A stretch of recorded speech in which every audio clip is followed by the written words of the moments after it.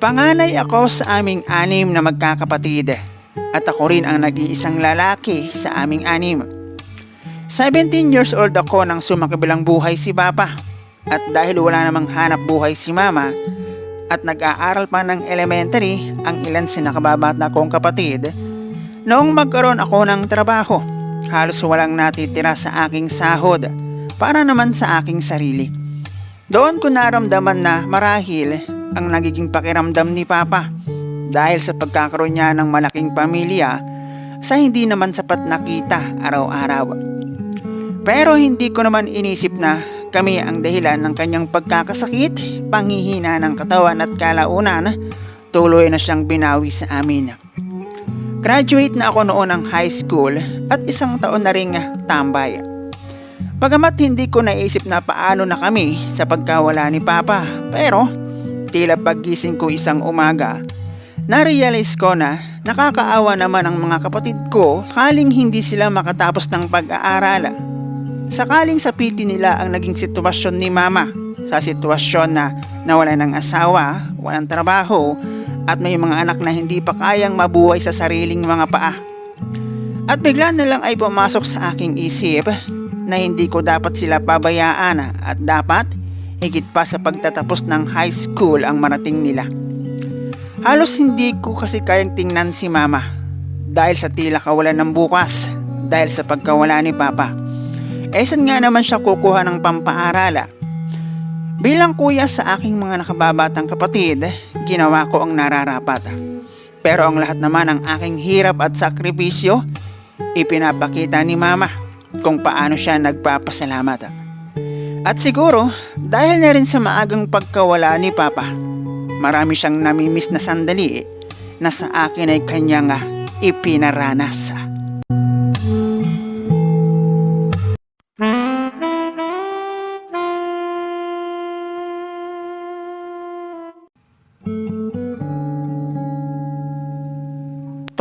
Years old ako nang aking makilala. Ang babae na itago na lang natin sa pangalang Marie at ako naman ay tawagin mo na lang sa pangalang Bernie. Almost 2 years na rin akong working noon bilang isang factory worker. 2 years na halos hindi ko ma-enjoy ang aking kinsenas at katapusan na sahod sa pagtatrabaho. Nasa buong buhay ko ay hindi ko inasahan na magkakaganoon. Noong makatapos kasi ako ng high school, tulad ng iba ay nagbigay daan din ako sa aking 5 na nakababatang kapatid sa pamamagitan ng hindi pag-aaral ng college. Noong sinabi ko ang aking plano kina Mama at Papa na hindi na muna ako magka-college at saka na lamang sakaling makaluwag kami, hindi naman ako nakarinig ng kahit ano sa aking magulang.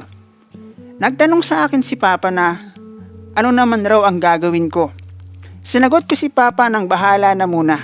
Hindi pa naman ako pwede maghanap ng trabaho dahil hindi pa sapat ang aking edad. Kung tulad ni Papa ay sa factory ako magtatrabaho. Kaya ayun, naging tambay ang inyong bida.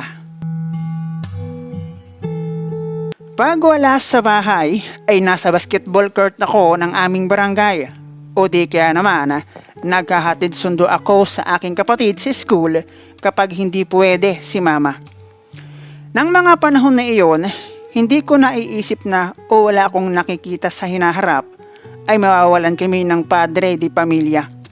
Kahit may bisyo si Papa pero wala naman akong nakikitang mali o pagbabago sa kanyang mga nagiging kilos.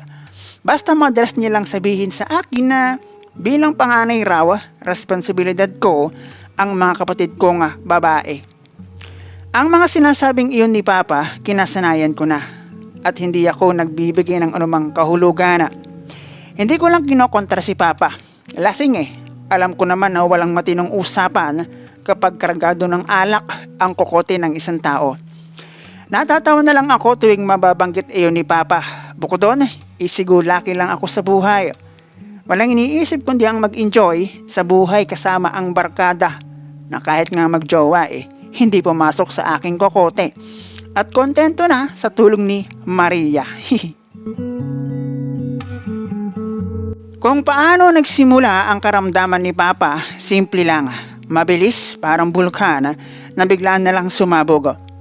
Although dahil meron siyang bisyo ay kapanipaniwala naman. Para sa isang tao na mayroong bisyo, hindi na nakakapagtaka. Pero bigla at walang senyales.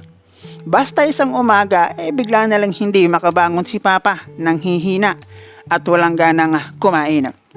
Sabi mababang potassium, bumagsak daw ang sugar at kung ano-ano pa.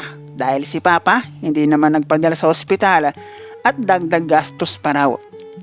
At kung meron mang higit na nakakaalam ng kondisyon ni Papa, siya yun. Kung hindi ako nagkakamali, 1 linggo na nakarate sa higaan si Papa. At ang huling nagpasyak sa aming lahat, bago siya tuluyang na maalam, nagsuka siya ng napakaraming maliban sa malungkot, umiyak syempre, bagay na hindi naman talaga naiiwasan tuwing merong namamaalam at tatawid sa kabilang buhay. Wala akong naging pag-aalala noong una. Pwedeng baka dahil lalaki ako at pwede na akong humanap ng trabaho. O baka dahil ng panahon na iyon, hindi pa pumapasok sa aking isip na wala na si Papa. Pero hindi katulad kay Mama na hindi ko nabilang kung ilang ulit binigkas ang salitang paano na kami habang patuloy sa pag-iyak. At isang mahinang ilaw ng tahanan ang aking nakita na naiwan. Noong maihatid sa huling hantungan si Papa, wala. Para sa akin ang lahat ay normal lamang. Pero hindi para kay Mama na hindi alam kung paano magsisimula. Naewan ko mat sa sobrang kawalan marahil ng pag-asa ang mga kapatid kong babae, isinama pangunguhan ng panggatong. Wala na raw kaming ipambibili ng gas at sa kahoy na raw kami magluluto. Sa totoo lang, hindi ako naawa kay Mama. Naawa ako sa mga kapatid kong babae. At naaalala ko ang sinabi sa akin ni Papa na responsibilidad ko ang mga kapatid kong babae. Naisip ko na what if matulad sila kay Mama. Hindi nakapagtapos ng pag-aaral. Tapos matulad sa sitwasyon ni Mama na maraming anak at nawala ng asawa. Mag-18 years old pa lamang ako noon pero sa tuwing ako ay mahihiga at gigising sa umaga. Para bang may kung sinong nagtutulak sa akin para kumilos at maghanap ng trabaho. Nasa 1 taon na rin akong tambay, basketball court, hatid ng kapatid sa school at kain tulog sa bahay. Yun ang aking gawi noong nabubuhay pa si Papa. Samantalang ako bilang panganay palamunin.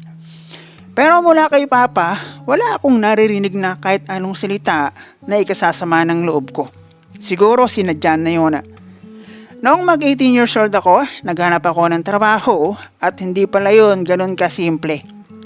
Bukod sa maraming kailangan, pera, requirements, pera na para bang pagninegosyo kailangan ng puhunan.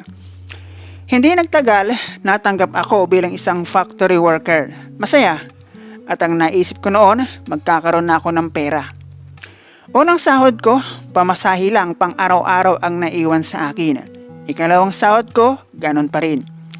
Ikatlo hanggang sa unang 2 buwan ko, napansin ko na simula nang magkaroon ako ng trabaho, dumami ang aking gastusin at nagkaroon pa ako ng dahilan para mangutang.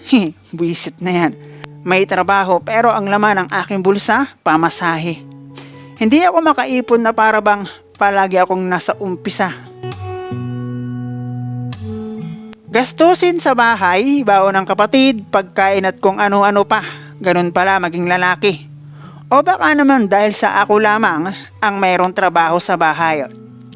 Halos 2 taon na puro trabaho, hanap sa tuwing end of contract, nakakapagod. Ayos din dahil kahit papaano nakatulong naman ako sa aking ina at mga kapatid. At hindi naman ako nakulangan sa pag-aasikaso ni Mama. At ang 3 sa aking kapatid na babae, graduate na ng high school. Ang aking pagpapakabayaning iyon ay natapos. Hindi naman tuluyang natapos, nalimitahan lang ng aking makilala si Marie na aking naging katrabaho. Si Marie ang unang babae na aking naging jowa sa loob ng 20 years ko na pamamalagi sa mundong ibabaw. Naging mag-on kami at nagawa ko pa siyang maipakilala kay Mama at sa aking kapatid na syempre ikinalungkot ni Mama dahil alam niya na pwedeng mabawasan ang aking budget para sa kanila. Noong maging kami ni Marie, nag-boarding house ako pero hindi alam ni Mama na nag-live-in na kami ni Marie at kami ang magkasama sa boarding house. Noong mag-live-in kami ni Marie, naging madalang na ang pag-uwi ko sa bahay. Nagkaroon kami ng isang anak ni Marie at noong ma-regular ako sa trabaho, kumuha ko ng bahay through Pag-ibig. Isa-isang nagkaroon ng trabaho ang mga kapatid ko hanggang sa pagdaan ng taon, nagtrabaho si mama bilang kasambahay na tumagal din ng 2 taon at naging scholar pa nga ang bunso sa aming magkakapatid. Na noong makatapos naman ng senior high, nakapagtrabaho at iyon, hindi pa ata nai-enjoy ang pagiging buhay dalaga, nag-asawa na. Napasubo lang iyon ng pag-aasawa dahil kahit sabihin sa amin ni mama o hindi, alam namin pagod na siya at gusto nang ma-enjoy ang natitirang araw ng kanyang buhay.